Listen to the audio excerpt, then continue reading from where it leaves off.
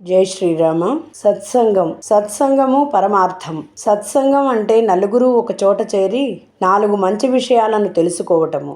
అలా చేరిన వారు ఒకరికొకరు పరస్పర సహకారముతో సమాజానికి మేలు కలిగించే విధముగా ఉండటమే సత్సంగము యొక్క పరమాశయము. చెడు శక్తులు వాటంతట అవే మనల్ని ఆవరిస్తాయి, కానీ మనం ప్రయత్నం చేస్తే గాని సత్పురుషులను కలుసుకోలేము. సత్సంగము యొక్క ఫలితాల గురించి శ్రీ ఆదిశంకరాచార్యులు వారు చక్కగా సూటిగా వివరించారు. సత్సంగత్వే నిస్సంగత్వం, నిస్సంగత్వే నిర్మోహత్వం, నిర్మోహత్వే నిశ్చలతత్వం, నిశ్చలతత్వే జీవన్ముక్తి. అనగా సజ్జనులతో సాంగత్యము వలనే క్రమముగా జీవన్ముక్తి లభిస్తుంది. సత్సంగత్వం మొదట నిస్సంగత్వాన్ని కలిగిస్తుంది.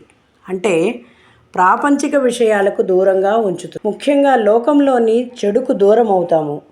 దీని వలన మనసు మోహ వికారాలకు లొంగిపోదు. అలా మోహం లేకుండా ఉండుట వల్ల బుద్ధి నిశ్చలమవుతుంది. ఈ నిశ్చలతత్వం వలన జీవన్ముక్తి లభిస్తుంది. ముక్తి అంటే సాంసారిక బాధల నుండి విడుదలై మోక్షం పొందటం. శ్రీ శంకర భగవత్పాదుల వారి దృష్టిలో ఆత్మ సాక్షాత్కారం పొందటమే మోక్షము, అదే జీవన్ముక్తి.